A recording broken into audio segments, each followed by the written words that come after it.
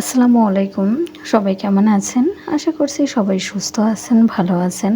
আলহামদুলিল্লাহ আমিও ভালো আছি। আবারও নতুন একটা ব্লগ ভিডিওতে ওয়েলকাম জানাচ্ছি। আশা করছি আপনাদের কাছে ভালো লাগবে। আমি আজ সকাল থেকেই কিন্তু ভিডিওটা শুরু করেছি। এই রুটিগুলো অনেকদিন আগেই ফ্রিজে বানিয়ে রাখছিলাম। আজ কদিন তো হচ্ছে আপনাদের ভাইয়া যাও খায়, আর এই রুটিগুলো অনেকদিন ধরেই বানিয়ে রাখছি, কিন্তু হচ্ছে ভাজাই হয় না। তো ভাবছি আজকে রুটিগুলো ভেজে নিই, ভেজে আপনাদের ভাইয়া দিয়ে দিই। তো যাই হোক, যে রুটিগুলো ভেজে নিলাম। আর আপনাদের ভাইয়া কিন্তু পটল ভাজিটা খাইতে অনেক পছন্দ করে, মানে পটল ভাজি রান্না সবগুলোই উনি অনেক পছন্দ করে। তো যাই হোক, পটল ভাজিটা এই যে করে দিলাম। আর সকালে তো হচ্ছে গরম পানি একটা ডিম খেয়েছে, খেয়ে উনি শুয়ে আছে। ওনার খাবারগুলো আমি গুছিয়ে দিয়ে আসলাম, দিয়ে তারপরে কিন্তু এই যে ছাদে গিয়েছিলাম। যে ছাদের থেকে যেয়ে দেখি বরবটিগুলো বেশ পেকে গেছে, মানে একটু বড় বড় হয়ে গেছে। কয়টা তো হচ্ছে ভালো আছে, কয়েকটা না বেশি মানে মোটা মোটা হয়ে একটু হয়ে গেছে।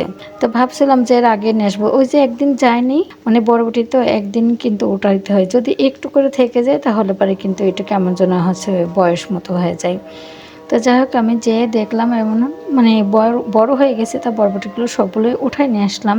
আর শুধু কিন্তু আমি একাই খাইনি বরবটি, বেশ মাশাআল্লাহ অনেকগুলো বরবটি হয়েছে এবার গাছে, দিয়েও খেয়েছি মানুষকে।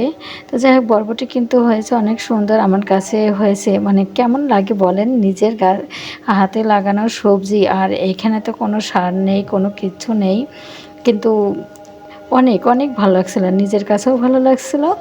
আবার গাছেতে যখন ছিঁড়ি না, তখন তো অনেক অনেক ভালো লাগছিল। কি বলবো, ভাষায় বোঝাইতে পারছি না যে কেমন লাগছিল। আসলে এখানে মানে ছাদের উপরে যদি এত সুন্দর সবজি বাগান হয়, তাহলে সবার কাছে আমার মনে হয়, মানে আমার মতোই এত আনন্দ হয়। আমার যেমন আনন্দ মনে হচ্ছে নিজের কাছে, সবার কাছে আমার মনে হয় এমন আনন্দ করে সবাই। তো যাই হোক, আমার ছাদ বাগানটা কিন্তু মাশাআল্লাহ অনেক সুন্দর হয়েছে, আপনাদের দেখাবো। আর এই ভিডিওটা কিন্তু বেশ কয়েকদিনকার আগেকের ভিডিও করে রাখছি। আমি যে ছাড়বো করছি, কিন্তু আমার ছাড়াই হচ্ছে না, আমি সময় করে পাচ্ছি না। তো যাই হোক, আমি ভাবলাম আজকে যেটাই মানে যাই হোক না কেন, আজকে ভিডিওটা কমপ্লিট করব। তো যাই হোক, আমি কিন্তু এগুলো মানে বরবটি কাটতে কাটতে আমি তরকারিটা কিন্তু চুলায় দিয়ে দিয়েছিলাম।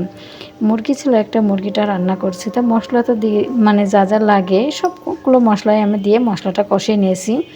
নেওয়ার পরে যে মুরগিগুলো আমি ভালো করে ধুয়ে পরিষ্কার করে রাখছিলাম, সেটা দিয়ে একবারে কষানো পানি দিয়ে কষাচ্ছি। আর এইখানেও হচ্ছে কাতলা মাছ, এটাও ভুনা করছি। তো এটাও আমি এই যে ঝাল, পেঁয়াজ, রসুন, একটু রসুন বাটা, একটু জিরার গুঁড়ি, শুকনো মরিচের গুঁড়ি, হলুদ, লবণ দিয়ে পরিমাণ মতো তেল দিয়ে সব কিছু মশলাটা খুব ভালো করে কষিয়ে তারপরে কিন্তু এই যে রান্নাটা করলাম। যাই হোক, নামিয়ে ফেললাম, মানে ওটা নামানো হয়ে গেছে। আর এখানে যে বরবটিটা কাটলাম, ওই বরবটিটাই কিন্তু আমি হচ্ছে এই যে চুলাপাত দিচ্ছি। এইখানে হচ্ছে বরবটিটা দিলাম, ঝাল, পেঁয়াজ, রসুন, আর এখানে হচ্ছে পরিমাণ মতো হলুদ, এগুলো দিয়ে আগে বরবটিটা সিদ্ধ বসিয়ে দিয়েছি। এটা হচ্ছে মূলত আমার গাছের তো সেই জন্য এটা দেখাচ্ছে। আর এগুলো আর রেসিপি আকারে দেখায়নি কোনো কিছু। আর আমি রেসিপি দেখাচ্ছি না, কারণ আমার তো আর রেসিপি চ্যানেল না, তাই না? তারপরেও কি জানেন, একটু বলে দিই আমি, কারণ অভ্যাসও হয়ে গেছে বলে দেওয়া। কারণ কি কি দিচ্ছি, কি কি হচ্ছে সেটা তো একটু বলতে হয়, তাই না? না বললে না ভালো লাগে না, এই জন্য বলে দিলাম। তো যাই হোক, এই যে মাছ রান্নাটা হয়ে গেছে, তার সাথে আবার এই যে মুরগির মাংসটাও রান্না করে নামিয়ে ফেললাম। এই যে মুরগির মাংস কিন্তু মেয়েদের জন্য, আর মাছটা হচ্ছে আমার মানে হাজব্যান্ডের জন্য। ও আবার মুরগির সাথে মাছ পছন্দ করে বেশি।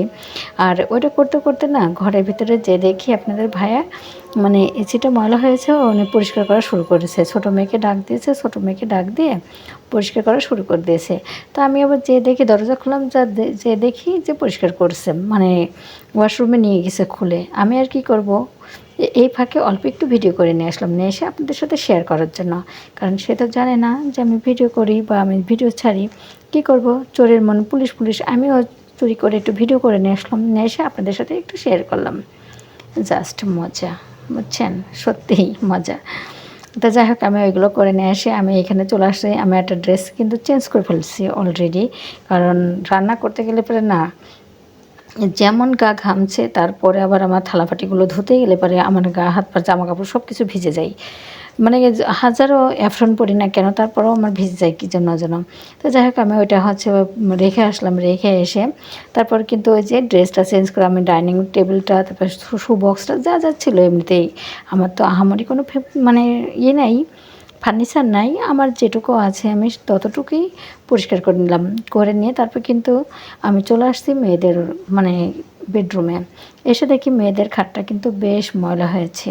তো এই খাটটাও কিন্তু আমি একটু করে ভালো করে মানে পরিষ্কার করে ফেললাম, যে আগলা ময়লাগুলো ছিল সেগুলো পরিষ্কার করে ফেললাম। ফেলে চলে আসলাম এই যে আবারও ডাইনিংয়ে গাছগুলোতে হচ্ছে একটু স্প্রে করতে, কারণ এমনি আগলা ময়লাগুলো পরিষ্কার করে গেছি, গাছগুলোতে আজ কদিন না একটু যত্ন করা হয় না। তো ভাবছি যে গাছগুলোতে একটু স্প্রে করে দিই। তো যাই হোক এই যে স্প্রে করে দিলাম গাছগুলোই ডাইনিংয়ে, মানে ডাইনিংয়ে যেগুলো গাছ ছিল স্প্রে করলাম। করার পরে আমি যে আমার মেয়েদের রুমে যে গাছটা ছিল সেই গাছটাই আমি একটু স্প্রে করছি। আর এই গাছগুলো মানি প্লান্ট গাছগুলো কিন্তু আমার কাছে অনেক অনেক ভালো লাগে। আমার বেডরুমে একটা আছে আর মেয়েদের রুমে যে এটা হয়েছে,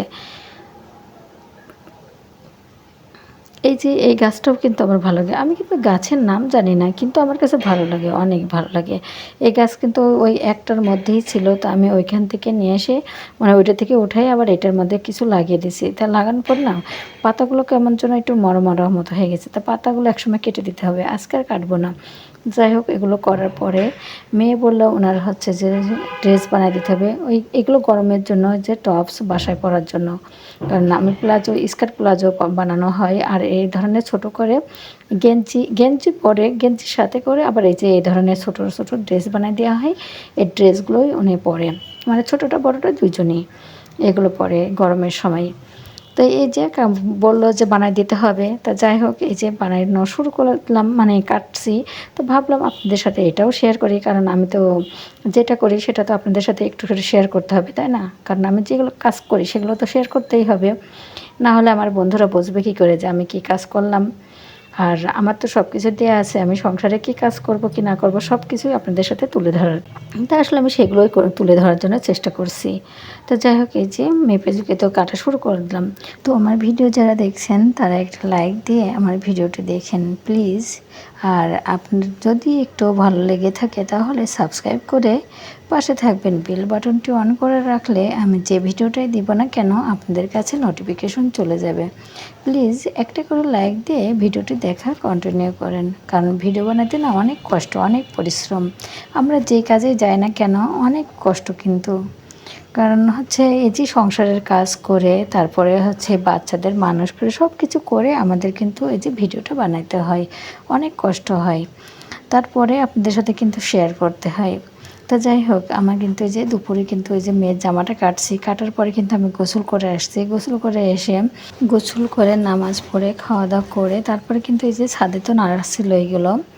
আর আমার মানে শুকনো মরিচের গুঁড়া ফোড়াই গেছে, একেবারে জিরাও ফোড়াই গেছে। কি করব ভাবলাম রোদে দিয়ে আসি, তা এখন তো আবার রোদও নেই।